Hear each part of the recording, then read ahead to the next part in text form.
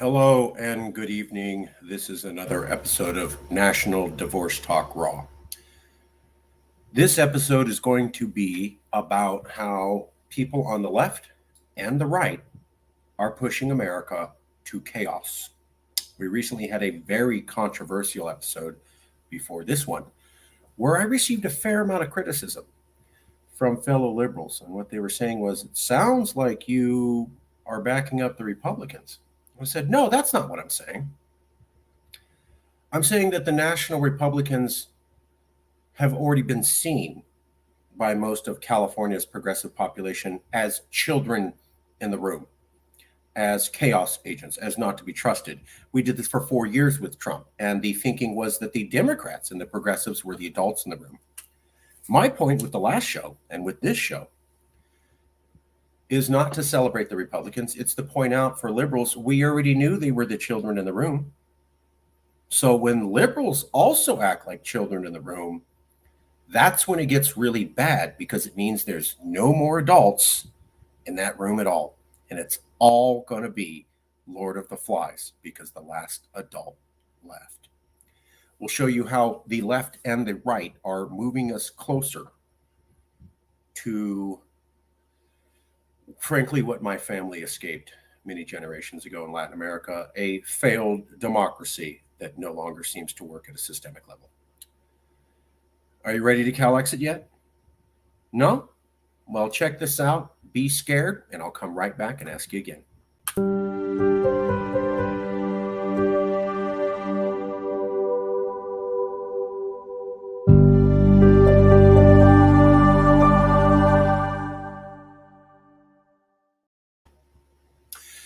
Let me show you this article first, and it will be the basic spine of today's show. So this article came out.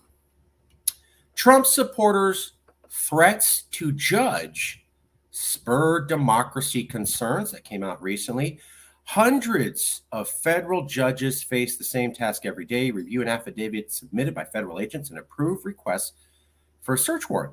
But for U.S. Magistrate Judge Bruce Reinhart, the fallout from his decision to approve a search warrant has been far from routine. He has faced a storm of death threats since his signature earlier this month cleared the way for the FBI to search former President Donald Trump's Mar-a-Lago estate. Here's the article. Now, basically what they're talking about is the FBI raided Donald Trump's house. They did that at least seemingly properly through the legal system. They got a judge to sign off on the warrant. They had a warrant before they went in. They had been in communication with Trump before. And Merrick Garland talked about how they did everything on the up and up. Maybe that's true. Maybe that's not. I don't really care.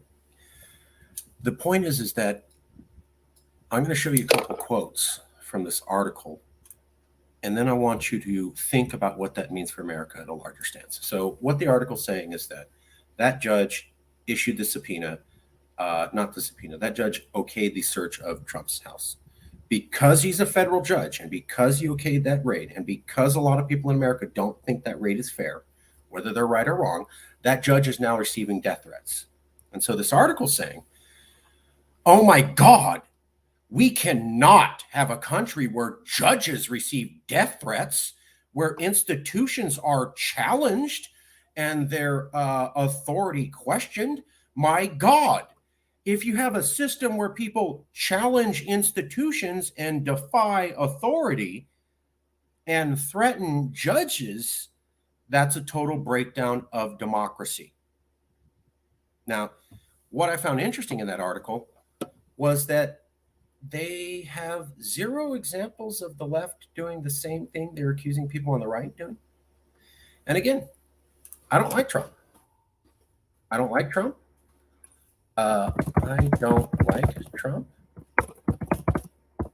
He's racist.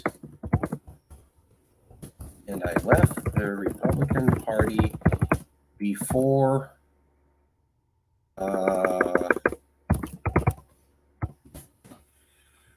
I'm a progressive. I don't like Trump. I think he's racist, and I left the Republican Party in 2012, 4 years before anybody knew Trump was going to run, because I knew they were turning racist. So my point is not to back up the Republicans, but it's to say, if you already knew one side was acting like a child, and the only thing keeping order was that the other side acted like an adult, and now that side acts like a child, well, now you have a room with only children, which means no adult decisions will be made. And my favorite go-to is the book, The Lord of the Flies. It was about what happens when you have a society ran by children. Most of us think that'd be something like a cartoon, forts made out of cardboard boxes and pulling on little girls' pony locks. But you look at that movie and you see, when you don't have any adults there and it's up to kids, it turns into Afghanistan before the U.S. invasion, where a couple tough kids run everything and they beat and kill anybody who's a problem. So that article had a couple quotes I want to show you. This is a classic precursor of a democratic breakdown, said Levitsky, a Harvard political scientist and co-author of How Democracies Die. To call this a warning sign is an understatement. That's Harvard political scientist Levitsky, who teaches political science at Harvard. And he said, when you have death threats against federal judges like this, and you have people questioning the authority of the FBI, that's so bad for democracy. And the way that Trump supporters are doing that with that federal judge is bad and wrong. And it's a sign that democracy is falling down because people are not following their institutions, and instead they are willing to defy them and attack them. Still, the article says you shouldn't be that surprised that Donald Trump supporters did this. Still, Trump and his supporters have waged rhetorical war against the FBI for years since the investigation into whether his initial campaign was aided by Russia in 2016. Gretchen Helmke, a political scientist at the University of Rochester, said Trump's actions mirrors what democracies have done in other countries where democracies collapsed. You had judges threatened by the followers of one camp. You had one camp not trust the institutions and think that they could be verbally and therefore physically attacked because their authority was questioned. And that's what leads to democracies collapsing. And that's what Levitsky at Harvard says, and that's what Gretchen Helmke at the University of Rochester says. A few more quotes. A popularly elected leader targeting a judiciary is often one early indicator of democratic erosion. Helmke cited Venezuela, Bolivia, Peru as places where an incoming administration vowed to clean up the judiciary, then stocked it with its followers. The public never really develops any real trust. Again, I don't like Trump. He's a racist, and I left the Republican Party, and I'm a progressive, and I love California. But I will show you how all of the adults have left, and it's only Lord of the Flies going forward. I'm going to show you how the left did everything that this article is accusing people on the right to do. And the reason is not to do gotcha journalism. The reason is not to back up the right. It's to say this. We already knew the people on the right were doing this behavior.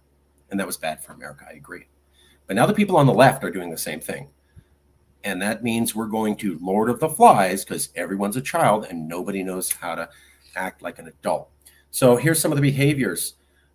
When you threaten judges, when you rhetorically question the power or authority of something, when you attack the judiciary, when you try to stack a court with your followers, that destroys the court. So questioning institutions, attacking judges, trying to stack the court, all bad for democracy.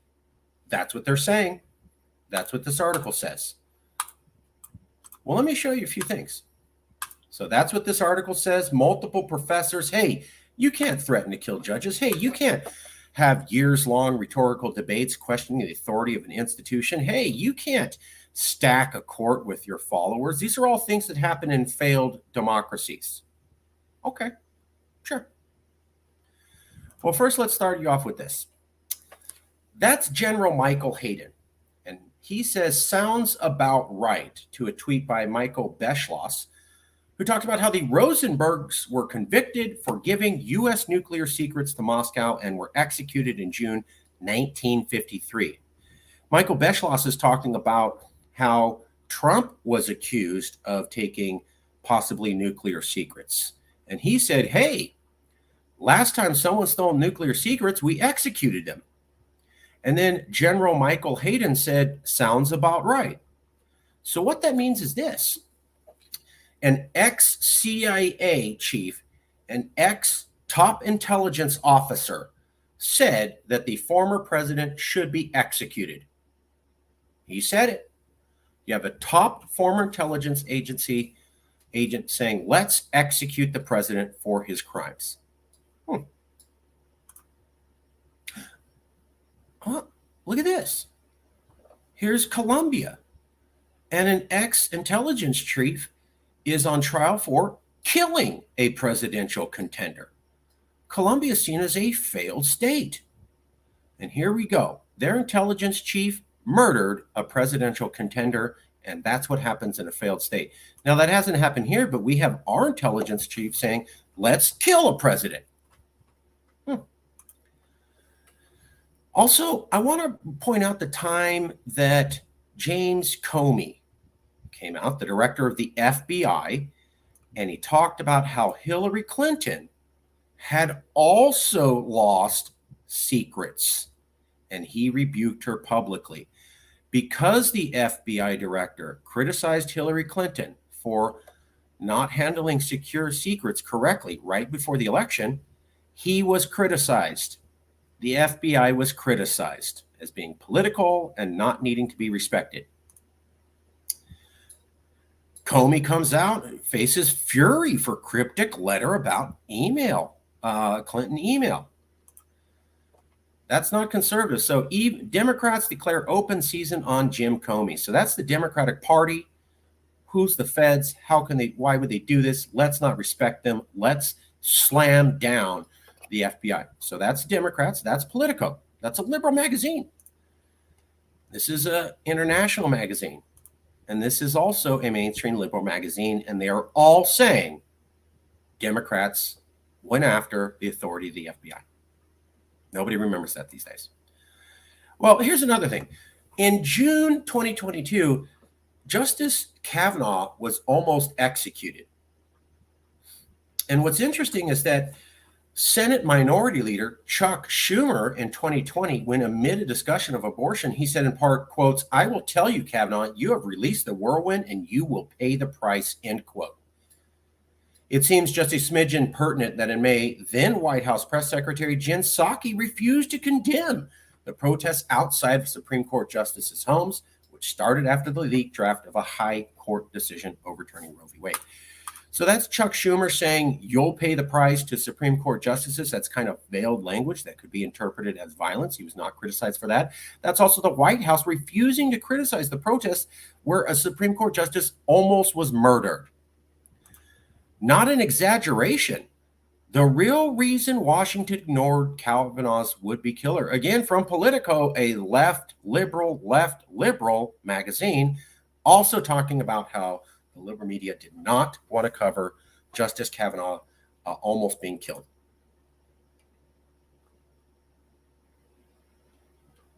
Finally, we go here. Civil War porn on the Daily Caller. And I just wanted to show you this.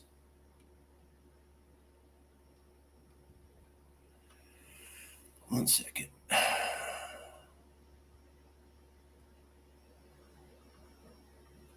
Over the last 5 years, it was the left who talked openly of tearing apart the American system of governance, from packing the Supreme Court and junking the Electoral College to ending the ancient filibuster and nullifying immigration law. So if you pack the Supreme Court and you get rid of the Electoral College and you get rid of the filibuster and you nullify immigration law, that's kind of heavily destroying the institutions that have made America America.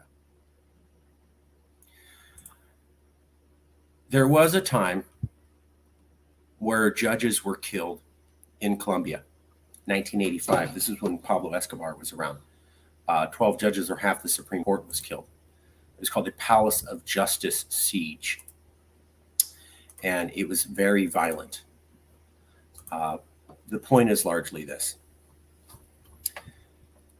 Venezuela, Bolivia, Peru all tried to stack the judiciary, and that was a sign of a failed democracy. Well, liberals are trying to do the exact same thing right now. End of story. Popularly elected leader targeting judiciary. Well, liberals targeted Kavanaugh, and the left did absolutely nothing about it. And now we have people on the right attempting to kill another federal judge. And I'm sure the right isn't going to do enough to calm it down. And then we have, so we have judges being attacked.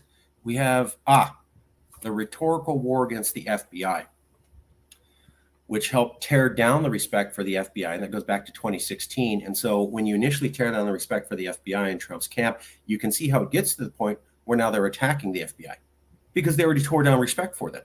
So you tear down respect for the institution, and then you can move up into attacking that institution.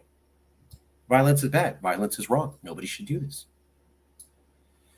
But I just showed you where everything they're accusing the Trump side doing, the left side is doing too.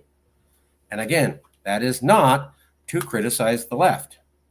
I'm pointing to you how chaos is coming. When you have both sides say, damn the FBI, and both sides say, it's cool to kill judges, and we don't really need to talk about it because that judge kind of did a ruling that I don't really like.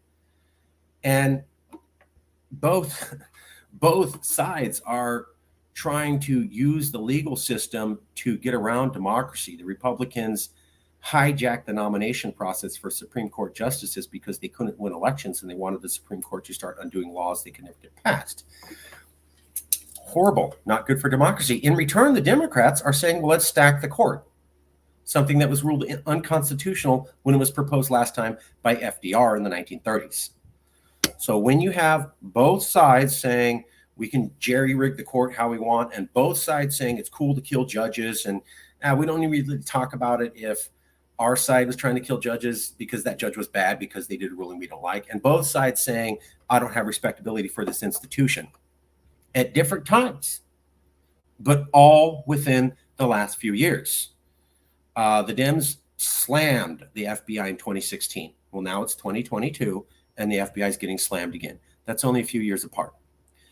Kavanaugh was attacked a few months ago. Now another judge is being attacked. See how these things are related? You put an idea into the atmosphere, and it stays around. And in America, what they focus on, well, that idea came from that side. Did it stay there? No, because the other side heard it. And what do you think that did? Gave them new ideas.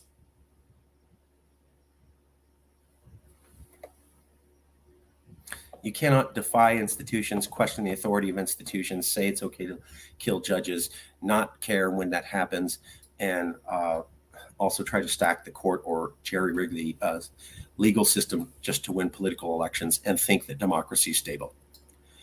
I showed you how both sides are doing this, and you have intelligence directors also talking about executing former presidents like they do in failed states. All of this is a bad sign. January 6th was a coup. The election wasn't rigged. Trump is a racist. Some of his followers are crazy. Some of them are bad for democracy. But this concept that they're the only people questioning institutions, physically intimidating law enforcement, talking about ripping apart the constitutional fabric of America in order to keep democracy safe. Both sides are doing it, which means democracy is dead in America because all the adults have left, and now it's only Lord of the Flies, like I told you. If you're not terrified after watching this episode, you're not getting it. These are really, really bad signs. To repeat the point, I'm Latino.